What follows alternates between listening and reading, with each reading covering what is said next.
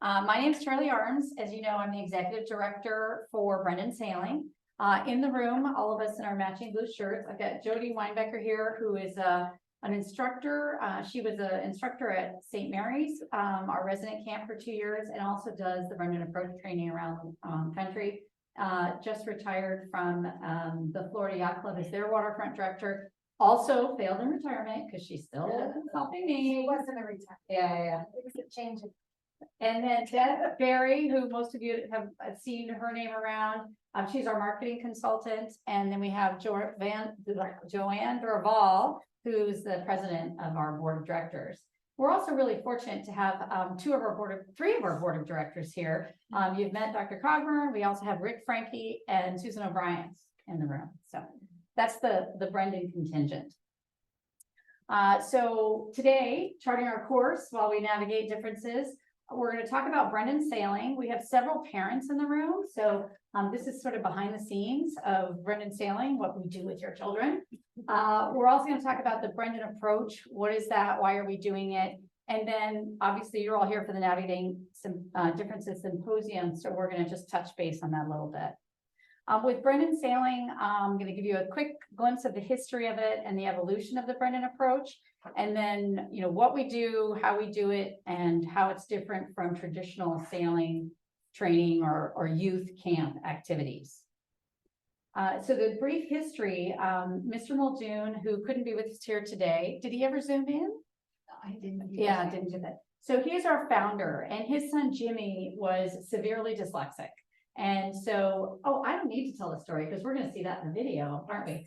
So you're going to see that in the video that I'm going to have at the end here. But the program was started because he saw the impact sailing had on his son, and he thought maybe there's something to this. And that was decades ago. And over the years, there's been several directors of sailing and organizers. And I came on in 2017. Asking to make sure that the curriculum matched the brand new on-water standards, national standards that have been accepted. And then I was supposed to oversee the summer program. And what better way to implement a curriculum than to start teaching it? So after my first retirement, I was waist deep in water, pushing kids in sailboats, and it has been a true joy and revived me. I don't think there's any older pictures than me, but I did this the year I was doing chemotherapy. So I showed up at our awards brunch with no hair at all. So, our kids feel different and maybe not the same as everybody else. And here I come with no hair. So I fit right in. The sail training, the St. Brendan Sail Training for Youth with Learning Disabilities was our first name. And that came because Mr. Muldoon, as you can imagine, is Irish. And St. Brendan is an Irish monk who discovered the Americas 400 years before Columbus. And so navigation, sailing, Irish, that's how we got Brendan. And then we tapered it down to Brendan Sailing over the years. There's a lot of debate on what words we use, and we've talked a lot about the stigma, and LDA would prefer everyone use the term disability to make it destigmatized. Mr. Muldoon and Brendan Sailing is staying with differences to be inclusive of diagnosed learning disabilities as well as autism spectrum disorder, ADHD. So that's where we kind of came up with Brendan Sailing and the term we use, learning differences. So we have three programs. The Annapolis Day Camp, which I'll talk a little bit more about, St. Mary's Overnight Camp, and then DC After School. So we have had DC sort of a hit and a miss through the years. We had it going great guns, and we found that we weren't really serving kids with learning differences anymore. We sort of have gotten more into the NJROTC group because they were really enthusiastic in there. And then we sort of rebooted, and now we're struggling to find instructors. So we haven't had the after school program, but our Annapolis Day Camp is sold out. We're very fortunate to have the Annapolis Sailing School as our host. It's in Annapolis, right on Benby Beach. So we launched the boats right off the beach. They are plastic boats as opposed to fiberglass. So they're very forgiving when they bump into each other. nothing really breaks. There's no splinters or repairs that need to be made. And they're super easy to sail, and they're very forgiving, with the kids. We have a tent structure that we have, so we do have some shade there, but it's a pretty rustic camp setting. It's like, beach sailing camp. We do 4 weeks of camp in the end of June and July, and it's a 9 to 4 Monday through Friday day camp. So we started that in 86, 87, something like that. In 2006, because of our relationship with St. Mary's College and the James P. Muldoon, the name again, River Center, we started an overnight camp. And the idea was to bring kids who might not have thought about college to a college campus, give them the experience of living in a dorm, eating in the dining hall, and then sailing out at the River Center. So we used to do 10-day sessions, and we found both for the students and the staff, as we scaled up and had 22 kids and 7 staff or 6 staff, it was a lot to do 10 days. So we scaled back to do 6 days. And so we did 2 6-day sessions this summer, and it was hugely a big improvement.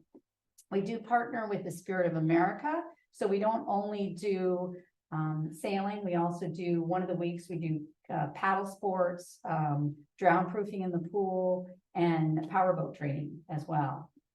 So these are some of the pictures from there. And this is the James P. Muldoon River Center. I don't know if Luke's in that picture somewhere. Really? Yeah, this was the year he went, so. Oh, really? Yeah, he's probably back here somewhere.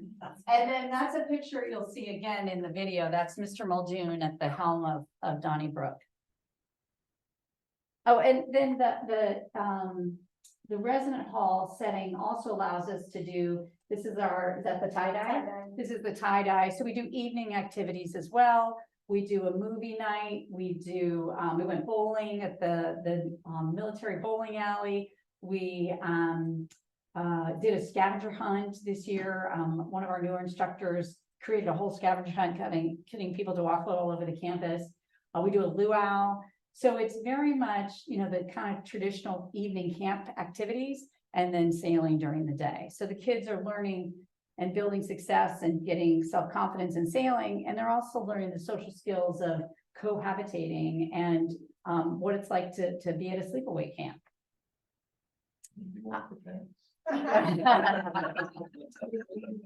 Leave the kids at home and you guys come down to see me. Yeah, right. Parents weekend. So this is shots from our DC after school program. We use Flying Scots, which are also centerboard boats, but they're way more stable. So we can get 4 or 5 kids in with an instructor, which is a good thing because we sail on the Anacostia River. So you don't really want to be swimming in that river. DC, yeah. DC Sail is our host down there. And so we have free use of the boats, and thanks to a couple of guys who are Flying Scot sailors, and they bought a brand new set of sails for the next regatta. Next time we go down there, we have really nice newish Flying Scot sails to use. So what we do, so it's so interesting to listen to the academics. My background, I have a master's degree in recreation. And in my undergrad recreation, I did a rec therapy class, but this was not I didn't come up in special ed or have any professional training in special ed. In fact, embarrassingly, my niece is ADHD, and I used to think she just wasn't trying hard enough to get that bowline. Like I had to teach her the bowline every time. And I was totally impatient and just did not recognize what was happening. So I've gotten better at, and I've just learned a lot. So I've taken a couple classes. I took a Landmarks college class on motivation and self-regulation, and symposiums like this. I mean, I'm taking copious notes, trying to gather it all in. And today I felt pretty good because a lot of the things we do are the things that all you really smart academic people are saying we should be doing. So that was very validating for us. So we treat the camper as an individual, and we look at what their challenges are, what their capabilities are, what their level of stress tolerance is, and we try to make the program work for them. So we generally do non-competitive. Even like the scavenger hunt, there was still that it's hard to not let people be competitive. You know, they wanted to get back first, or they wanted to do that. But we really try to do teamwork. Let's all get together, very much cooperative, because, you know, generally if there's a winner, there's a loser. And a lot of our kids have been on the losing end of things. And so we're trying to build self-confidence and self-esteem in a way that isn't helpful. We're very hands-on. So what do I mean by hands-on? So you guys all got a card. You should have a card. So I want you to fold the card down so it's got a point. And then I want you to fold that point over. So you've got what looks like a sail and then a flat spot. So I've got my sail up here and my flat spot. So when the wind blows on the sail, the boat's going to tip. So then we use our bodies to keep the boat flat. So we need to lean on the part of the boat so that the boat doesn't tip over. Okay, that's hands-on. So in a normal lecture, you could just say that out loud and probably people will understand what you're saying. But we're always trying to find ways to get you guys, not me just using, but you guys to go, oh, okay, that's what she's talking about. So tactile learning, I think is what it's called too. It's something US Sailing. I'm an instructor trainer. Jody's an instructor trainer. So it's something US Sailing has talked about and touched, and we said you have to have a kinesthetic component to your lectures, but this is that magnitude by 10. Anytime I'm trying to teach something, if I say it and the kid doesn't understand what I'm saying, I don't say it again. I go, okay, how can I demo this? So we're really about hands-on learning. Small groups, we have a 3-to-1 ratio, which was, I think, Kate's at the Odyssey School, the 3-to-1. We do that too. It's not the most inexpensive way to run a camp when you have only one instructor for only 3 kids. But we want to make sure that we're giving them the attention and the time that they need. We have a ton of positive reinforcement. With US Sailing, we talk about intermittent reinforcement. So as the kids are getting it, pulling back that positive reinforcement. With our kids, we never pull back the positive reinforcement. We're really just encouraging them when they're doing something we like, always trying to acknowledge it and specifically, not just like, hey, good job, but oh, your tack is really improving. You've got nice helm movement, or you're changing sides really well in your tack, so that the kids are recognizing what they're doing right and they're getting the praise that'll make them want to do it more. Multimodal. So we've got this is not pizza. This is not for the party, but this is our box of props and toys, and a pizza box works perfectly for holding it. So someday you're going to see Brendan pizza in a box and all these toys. And so that's what we keep all of our props in. So we've got multimodal. We're going to do a chalk talk. We're going to talk about it. We're going to have them do this hands-on learning, and then we're going to go and do a land drill and walk through it. And then we're going to do it in the water. So it's all hitting all aspects of that. Our primary objective for each kid is personal success. So our tagline is navigating differences, success realized. So that's success breeds success. Once they get that little bit, like in the film, once the guy kind of realized he could be artistic, that gave him confidence to do other things and try other things. That's what we're all about, trying to make sure the kids find success, then they get the self-esteem, and then that builds and builds. And it translates to outside the classroom. I'll have my parents testify during the social about what they think. Experiential learning, really kind of figuring it out so that and the academics in the room can talk about that discovery method, that figuring out something, not just being told how to do it and then you talk through it and then you go, no, what did I do? But actually you figuring out, okay, here's which side of the sail is going to fit on this mast. And then, okay, it's this side. So that part of the brain is figuring out themselves. Then they remember how to do it next time. And then for staff, our staff is super understanding. It's funny, I live with my mom, And she wouldn't think I'm the most patient person in the world, because by the time I get home, I don't have much patience left. So I don't know if other instructors that live with people, but we just with the kids, and I tell my staff, as soon as you feel the least bit frustrated, imagine that they're feeling 3 times the frustration you're feeling, because they don't understand what you're trying to say. So as soon as you start feeling frustrated, click on your empathy mode and just into hyperdrive, and really just realize, the kid is feeling like they're failing you because you can't get the point across to them. So back it off, be patient. Is this something that we have to master at this very second? This is how we're different from a traditional program. So most of the traditional programs are pretty much grouping by age. They might have a racing program and a fun kids program, but generally you're all within the same age group. And our kids just don't fit that way. We've got 17-year-olds that it's their first time at camp, or it's maybe their 5th time at camp, and they just, every summer it's kind of relearning everything. And then we've got some, 14-year-olds who have a natural tendency, and they're the ones that end up becoming our instructors. And so we don't use age as a where to put them. We do require older kids to do the overnight camp, but that's more of a maturity level, not so much a learning and skill level.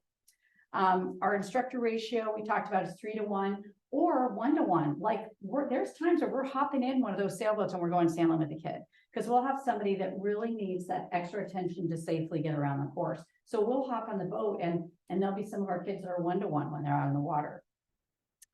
Most camps and programs have a set curriculum. Here's the beginning sailing one. Here's the advanced intermediate 101, and the lesson plans are pretty much all set, and here's the things that they're going to learn, and it's a box curriculum.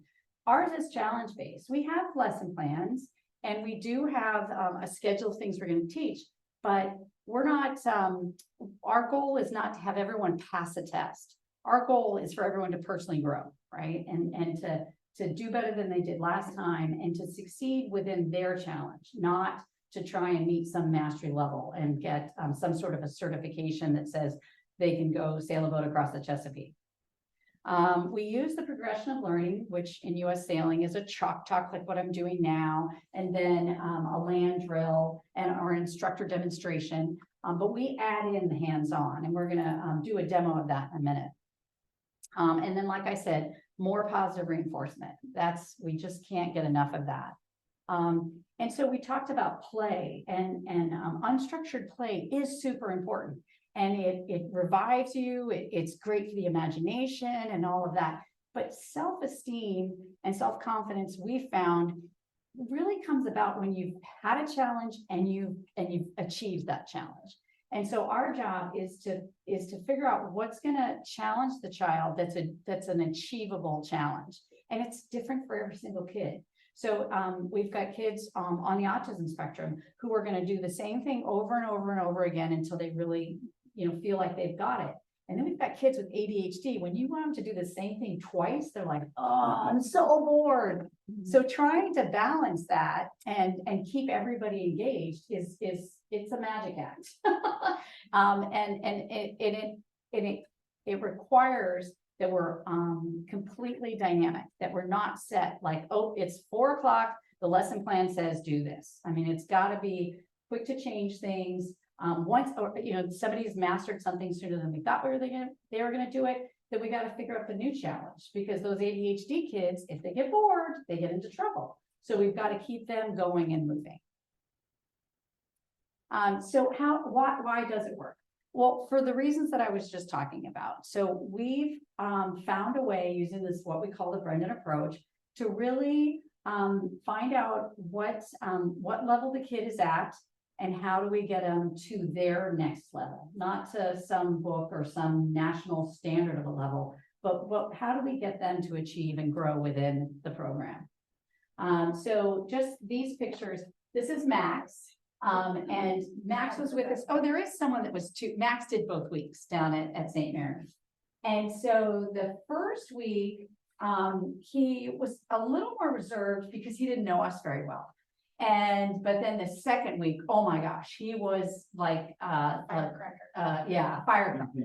And so we had to constantly make sure that we were engaging Max all the time because he was catching on to the sailing stuff. He was meeting those challenges and now he needed another challenge.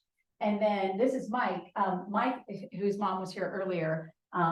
He's been with us 3 years, I think.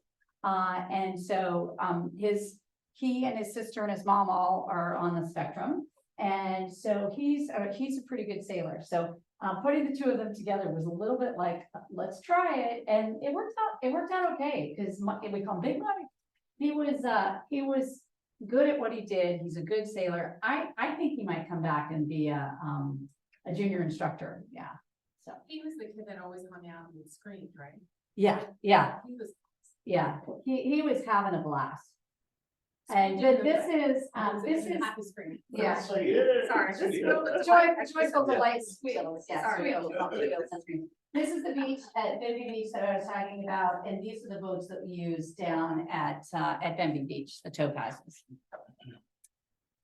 And then how do we pay for it? So we're really fortunate in that we have some really good sponsorship. Mr. Muldoon and METCOR, his parent company or his company, have been really generous. We've also gotten the Kathy and Jerry Wood Foundation. They started the Annapolis Sailing School, and Rick Frenke worked with them for many years. So these are some of the other foundations that have been supportive of us. And then we're really lucky because Annapolis Sailing School, St. Mary's College, and DC Sail all allow us their waterfront facilities at no charge. So when I first started with Brendan, we really wanted, one of the things that they wanted to do is have a national presence. And so we started thinking about, okay, how do you do Brendan somewhere else? And about 20 years ago now, they got a grant and they did this binder called Brendan in a Box. And it was a how-to manual to be able to do what they're doing in your location. The biggest problem is it didn't come with Jim Muldoon. And so trying to make those connections in your neighborhood wasn't really possible. So we strategized and did strategic planning and strategic planning and said, okay, how are we going to do that? So that's where we came up with the Brendan approach. And that's what we call the method we use to run our Brendan sailing program that can be used in any program. And it was Kate that said, the science of reading isn't for just people with a learning difference. It works for everybody. Same with the Brendan approach. The hands-on learning, many of you don't have any learning difference. And oh, okay, that works. It's not like, oh, unless you're dyslexic, you're not going to understand how this works. So, so our program is much the same. The Brendan approach will, really helpful. A lot of programs don't have the time or energy or interest in having a camp specific to kids with learning differences. Our camp, we're really lucky, kind of, I think, like the Odyssey School, where all of our kids know that everyone there has some kind of learning difference. So generally that leads to camaraderie instead of hazing and bullying, anything like that. We all sort of know we're all different. And we even had, actually, it was Josh that was here today. We had a kid come in first year. He'd been at St. Mary's as a lacrosse player. And he came in to our camp at the last minute, and he had ADHD, but we had a kid with autism, and Max would self-stimulate. So, there was times where you could tell this kid is different. A lot of our kids, unless you talk to them or, try and teach them something, you don't really realize there's any difference. But Max, you could tell. And so the lacrosse kid called Max a name. And not to me, but to in front of the other kids or whatever. And so Josh came up to me and said, Charlie, so-and-so, called Max a name. And I said, so what did you do? And he's like, well, I came and told you. I'm like, well, maybe you should let him know that's not how we roll at Brendan Sailing. And so we did. And because that, he knew that's not our culture. He didn't have the understanding or self-confidence, just turn around and go, dude, we don't talk like that here. But it was really neat for me. It was a teachable moment for him, but it was really neat for me to see that's the culture. You want your kids to have a culture, but when they come to you and they show you they've got the culture, it's pretty cool. So it was really neat for him to come say, this guy is, out of our bounds. So, so our strategic goal was to have a national presence. Our objective is to reach more youth with learning differences. So how can we do that? So that's why we developed the Brendan approach. We wanted to, this is kind of one of our, this is a slide we use in our Brendan approach training. And this is something that I try to get my instructors to think about, like if you think about it from their point of view, before you do anything, if you're seeing, if your kids aren't getting exactly what you're laying down, figure it out from their point of view. So we created this half-day workshop. It's for certified sailing instructors. So we're not teaching people how to teach. We're teaching people how to improve their teaching and reach kids that have learning differences. These are the states. I forgot a state. What state did I forget? Pennsylvania. Pennsylvania. So one of the pictures, not this one, was from our Pennsylvania. So we've been doing this before COVID we started. This one, which one is this? Is this not Sarasota? Is that New Orleans? That's no one. Yeah. So we've done it. Oh, I've got Louisiana too. Shoot. There's the one. Happy New Year. So, Pictures. yeah. Yeah. Yeah. That's 10 states now. Yeah. So, we partnered with an organization that, Derek mentioned, Spectrum Sailing. And they go to organizations and they do a 3 or 4 day camp just for kids on the spectrum. So Scott Herman's the founder. He goes in, he gets the kids, he gets the media, the host organization provides the boats and the instructors. And the host may have volunteer instructors or paid. And then we go in before and do our Brendan approach training. So maybe half of these states are because we've partnered with Spectrum Sailing. And we still do the whole Brendan approach, but there is times where we're talking more specifically to kids on the spectrum or more specifically to their curriculum, what they try to achieve, because they only have the kids for 3 days sometimes. They used to do 5, but a lot of 3 days. Yeah. So the Brendan approach, we've got a slide deck that we constantly update. We do a think, pair, share, hands-on activity. We build manipulatives, which you guys have all built a manipulative now. We do, the kids build manipulatives and then demonstrate it. It's very hands-on. There's a lot of discussion and interaction. This is what I've tried. This is someone I know. 1 in 5 was it that has a learning difference. So if you have a class of any size, there's kids in there that either instructors in there that either have a difference themselves or their sibling does or a parent does, or they have experience with it. And then we have an online testing component to it. These are the key points that we get across, and these are different diagrams we have within the slides. I think it was someone today said, you have to feel safe in order to learn. And we talk about that a lot. And it's the perception of safety. So we're out in a sailboat that's on the water with stuff moving around and rocking up and down. And so we need to make sure that our kids feel safe, even though we know they're completely safe. They're in a life jacket. It's blowing, 4 miles an hour, totally calm waters. But if they're panicked and don't feel safe, we're not going up the next part of the hierarchy. And also the belonging. That's something that we really emphasize. We're a group. We're all on the team here. We're all part of the Brendan family. And so we really strive to make those two connections so that we get to the learning, and then the learning lets us get to the esteem part of it. And then we talk a lot about self-regulation. When she was using the example of, keeping them in from recess if they misbehave, we can't, if we take one of our kids and go, okay, you're going to go have a timeout, at the picnic table, we're just, that's just not going to work. So we talk a lot about self-regulation and how does that work? And we do have, it's not like a classroom where we do have other parameters we have to think about, because there is water and there is this and that and the other. But we do recognize that a lot of our kids are not intentionally thinking, how am I going to make Charlie's life miserable today? They're on themselves trying to get through the day without all of these crazy things happening to them. So these are some of the graphics that we use. the key things that we do is first we explain learning differences. I don't think we really need to define dyslexia to anybody. Everybody knows what dyslexia is. But when you get into dyscalculia, which I can never say right, dyspraxia, people really don't know what all that is. So we're really explaining, okay, what does that mean? And then we talk about how you might see that in your, and actually that's one of the things, pair share things. How are you going to see that in your program and how are you going to accommodate for it? We talk about the growth mindset. I ran across a great saying that said, now I should have written it down. Something about comfort. Remember that the comfort zone? Something about you can't grow unless you're out of your comfort. There's no growth in your comfort zone. Right. Something to that effect. I wrote it down somewhere.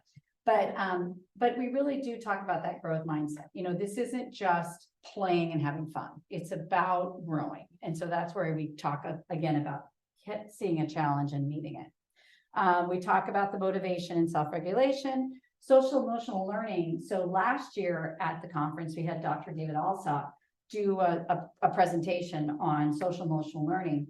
And he did this great video where he had this sign, and it's I am lovable and capable.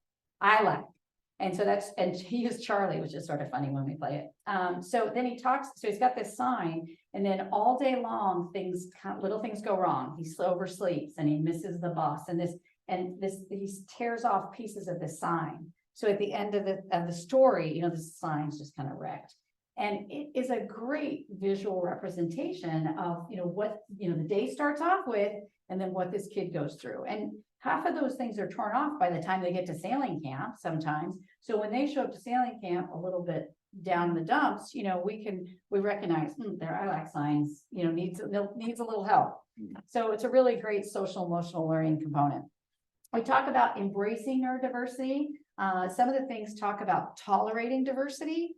We don't tolerate diversity, we embrace it. I mean, that's what we want. We're not trying to cure neurodiversity. We're trying to celebrate it, and everyone's different, and that's good for lots of reasons.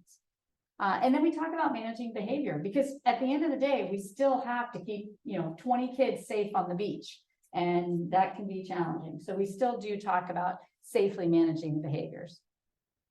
So the think, pair, share, I kind of talked about that, where I'll divide up, okay, you two are going to talk about dyslexia. You two are going to talk about dysgraphia. And then you guys go and talk, where are we going to see dysgraphia on a sailboat? You know, it has to do with graphics and writing, and, you know, where are we going to see that? Dyscalculia. Well, we're not doing math in sailing. Yeah, but we talk about degrees of the wind, and we talk about wind speed, and we talk about you know, how many times to go around the buoys. And so there is some numbers involved. So, so it's really interesting for them to kind of, the participants in the Brendan approach training, to come up with, how might I see that in the class? And then we have one of the favorite parts, isn't it one of your favorite parts, is we have them build the manipulative. So this is, I think, Charleston, and we just, you know, say, do you guys have your craft box? And we just bring the craft box, and they start putting things together. And these guys had parts of the boat. So they had little sticky tabs where they had a description, and then you put it up and it talked about the parts of the boat. Here's ones that we did last summer. So we got these Frisbees from St. Mary's. So this is something we always talk about, the wind pizza, the wind coming from the board. And then we drew in what the boats are supposed to look like. And I'm going to pass that around because it's hands-on learning. And then for this one, there's two pieces to it. So you can kind of see in here, it talks about the points of sail, and then you put your sailboat inside and you move it around. So it's two pieces. So we have, they create things like that. And these are some of the ones that we did. And so then they build the manipulative, and then they have to demo it to another, like they're paired up to build, and they have to demo it to another pair. So everyone's involved in playing with it, and it's a really fun part of the training. Right now we've done this online testing because eventually we want to, during COVID, we're like, we need to get this online. And then we got really busy. We don't have any full-time employees with Brendan Sailing. So I'm year-round part-time. And then, Beth is part-time, I'm really. you're like a contractor, she comes in to teach for us. So we're trying to grow and expand, but we're still, takes more people to do that. And we've got, Met LSI helping us, but we eventually want to have an online learning module, because then we don't have to fly all over the country. We can have somebody from Montana and somebody from North Dakota, where I've been, and somebody from Florida, all in the same session. And so that would be really cool, because, we get all these different areas of the country and we can reach people, very much more easily. We're presenting at, the LVA conferences and at US Sailing conferences. And this year, through networking, we have a new sailing director, Penny Allison from South Africa. And so she sailed with a friend that I used to sail with. And so she came over and she was our sailing director. She she owned a sailing school in Tasmania or Zimbabwe. And then she ran a sailing school in Tanzania for 8 years until she ran out of visas. And so she wants to come back next summer. So our hope is that she'll start doing Brendan approach training in Africa. So she's already got contacts in the southern part. So that just, brings smiles to the faces of our board and founders. Very well liked. Yeah, yeah. Yeah, so yeah, Penny was great. She's just awesome. So let's go ahead. I'll finish up and then we'll do that. So if you guys want to start setting that up. So this is the National Navigating Differences Symposium. And the second annual, as Derek had said, this was one of our other strategic goals.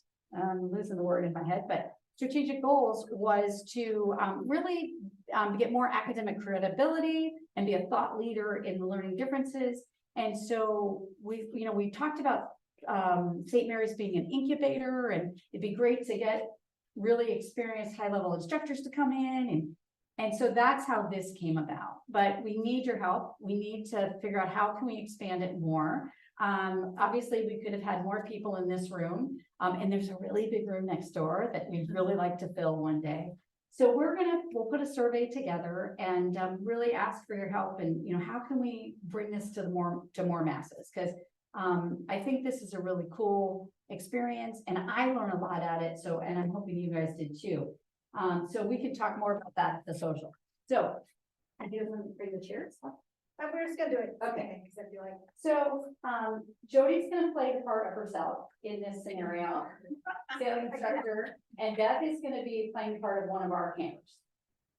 So how many of you know how to sing? First, put your hand up if you know how to sing. 1, 2, 3, 4. Okay, good. But Beth doesn't know anything right now.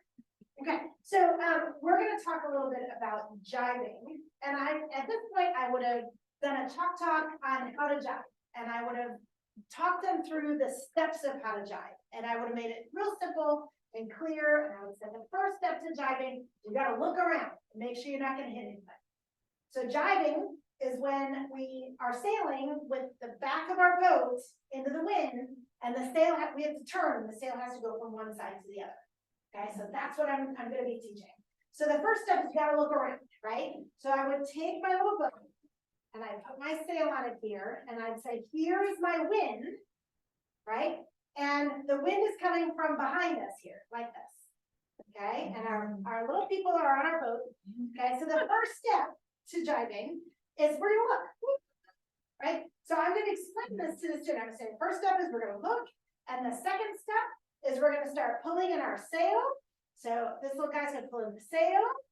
Okay, and then the third step is they're going to pull the tiller towards it, which is going to turn the boat. Then they're going to duck. Right? So now they're ducking. The sail's going to go over their head. Then they're all going to sit up, and they're going to go in the middle. Tiller's going to go in the middle, and they're going to let the sail out. Okay, that's the steps of a jive. And then have that written on the board.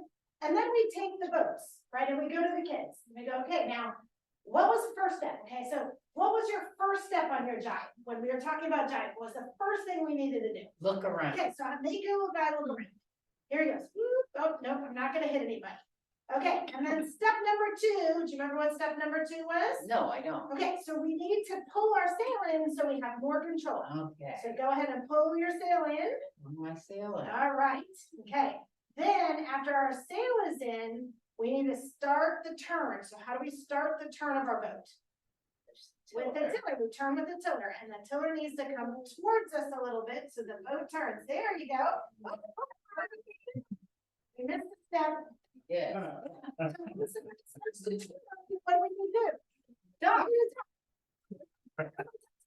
Okay, they're gonna move to the other side, and they're gonna sit back up.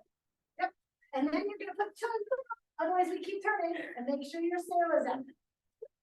Right, so again, the manipulative of the visual, how does that visual piece match the words that I just said? Right, so I talked about it, I wrote it on the board, that does nothing for that visual learner.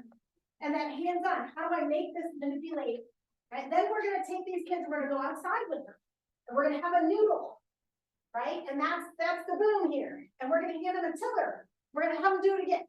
I know, now I have the tiller in my hand, I look around, and their buddy's gonna be holding the boom over there. We're gonna say, okay, what's the first step? Look around. Okay, what's the second step? We're gonna pull our sail in, so we'll make them, look like that. Then what's the next step? Okay, pull. No, you gotta pull it towards you first. We gotta turn the boat, right? And then we get it done, Yeah.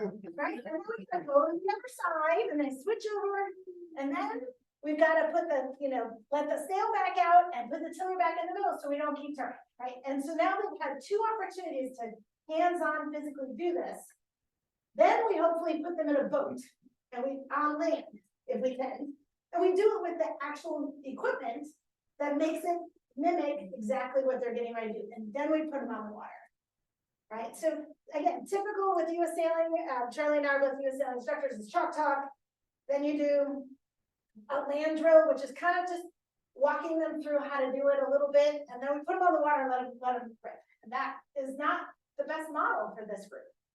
And I told Charlie many times, coaching for 15, 18 years, I wish I had more of this before I started teaching so long ago, because whether you're working with Brendan Sailing or I'm working, in all the programs that I used to run, I've been dealing with kids with learning differences my whole career. And I didn't have the tools. And so when we go around the country and we work with these programs that have sailing instructors, and we're saying, listen, you're already dealing with, how can we make it easier for you to get these kids to love it? Because if you've ever been sailing, kids with ADHD, like sailing is a great thing because you have to pay attention. Like, you need to be able to respond to that. And then, so anyways, I'm very passionate about it, but the manipulatives have been just a great piece of that. And again, for all of education, that's, we don't get them to do the hands-on part. It's tough for them to get that all out. So I need you to Yes. show the video Yes, because yes. my microphone's still not That's a good question. Yes. Have you, I know organizational politics are always a challenge, and you're probably trying to influence, say, US Sailing's training technique, as opposed to doing it at the instructor level, trying to get it influenced at the curriculum that integrate these things in. Are you having is that part of the strategy, Yeah, or well, have we've any had successes? discussions with US Sailing, so like, Derek said, I'm on the board of US Sailing, also instructor trainer and stuff. So we've had discussions with them, and Joanne has been working with Stu, the education director there. I think what we would prefer is more of a partnership, rather than them just improving their curriculum, is more of a partnership, so that we can go and train instructors. Because I think it's like, I didn't hire Jody to do Brendan approach training until she'd come and done St. Mary's. We wanted some people that have experienced Brendan sailing before they start trying to do the Brendan approach. So I don't think US Sailing is resistant to what we're doing. I think it's sort of like, we've heard, that teachers, just aren't taught these skills. And so there's a very small, window of time for special needs, sailors with special needs, and a big chunk of that is physical disabilities. and ADA accommodations for that. And then there's this little bit of learning disabilities. And that's it. So I think, right now, correct me if I'm wrong, I think our goal right now is to just be a true partner with US Sailing so that we can do bring an approach training and they can recommend it and we can just go out and connect it. Keep it as a niche. Yeah, for the guys. yeah. And if I may, once the online module is available nationally, that will help synergize our coalition to different too. We don't want US Sailing, for example, to absorb Brendan. We want to be our own entity and for them to look to us for our niche expertise. So other questions? Wait, I do have a fantastic video and we're into the party time. So let's go, you ready? This was a video, Susan connected us with a guy named Mike Chu. And this is a draft. It's not the final, but it's pretty amazing. So, we're gonna share it with you guys. And then as soon as we're done, the reception is ready, or the social is ready to go. You're gonna go all the way down the hall and turn right. And then, you'll follow the signs. Do we have the signs up yet? No. Okay. We'll help everybody. We'll get If you it. just say Marco, we'll say Polo. I've always got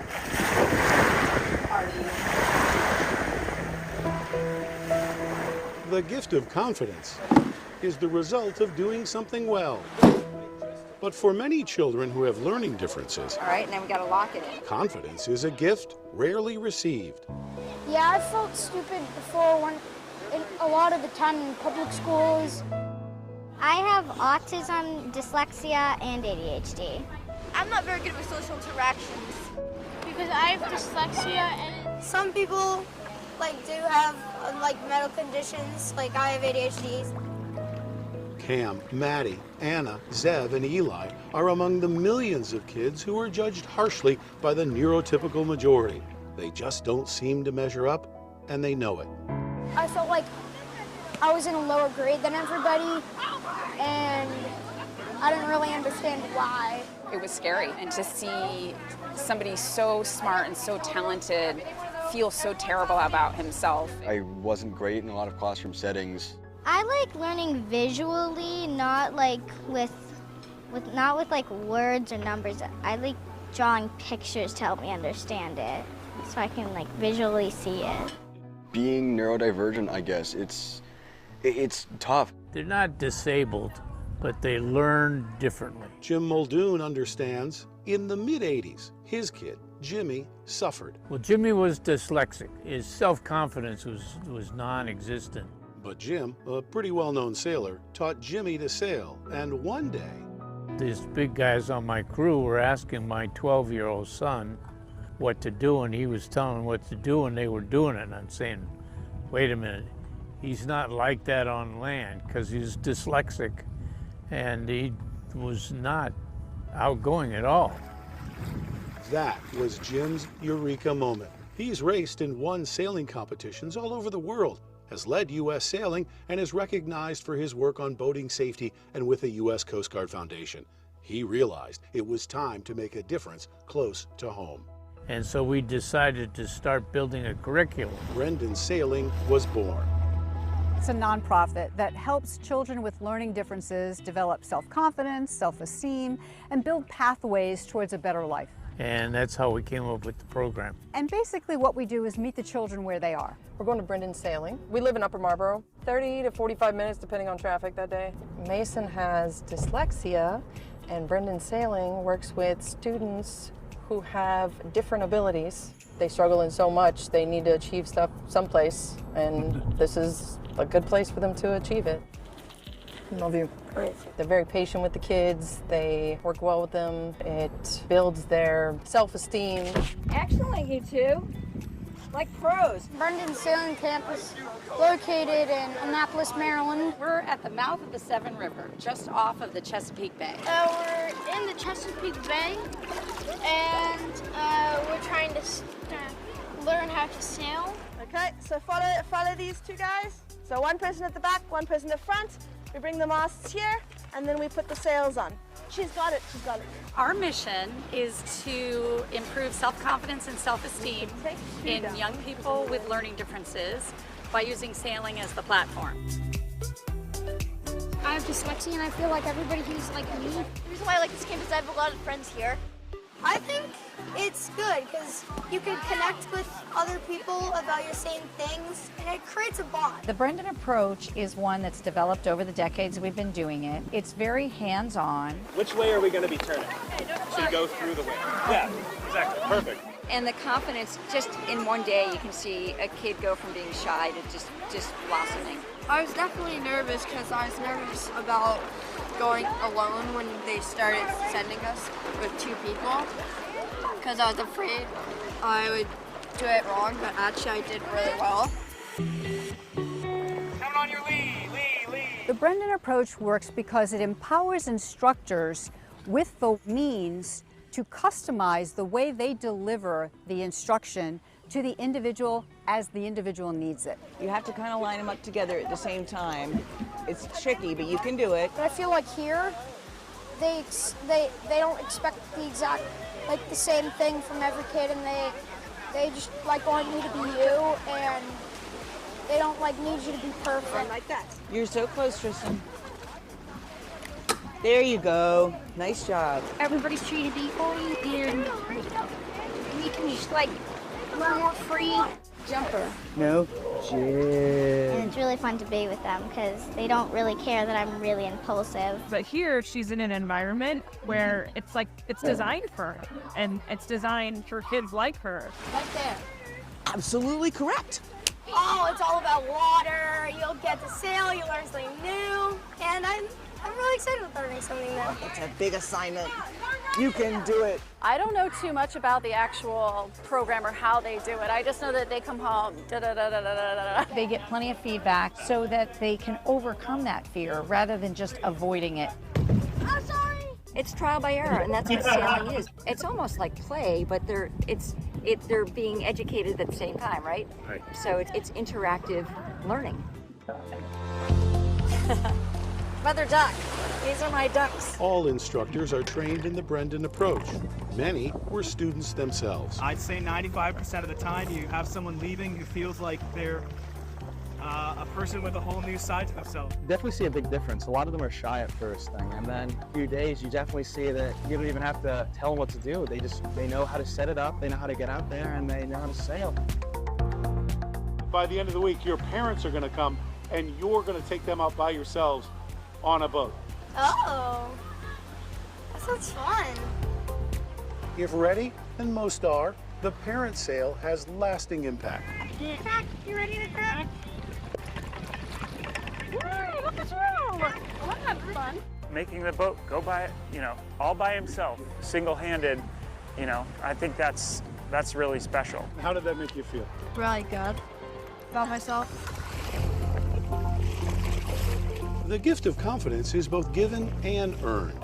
It is a gift designed to be reopened again and again once they leave and return to everyday life. He's learning real skills here, and I think they transfer to lots of other situations. I can see a giant improvement already. He's just really, really happy. I wish this was all year. They end up just feeling proud of themselves. It's pretty much one of the best feelings one can have. I absolutely love this camp. When he came home so pumped and so enthusiastic and so confident, I was like, yes, this is a place where he can thrive.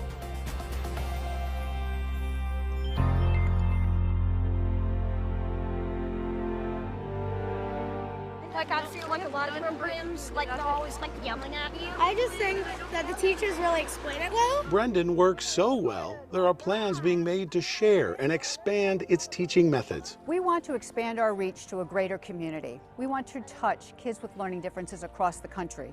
And the way we hope to do that is to empower instructors who already know how to teach sailing to use the approach we use to better serve the population. What we've seen is this self-confidence build makes different people out of them.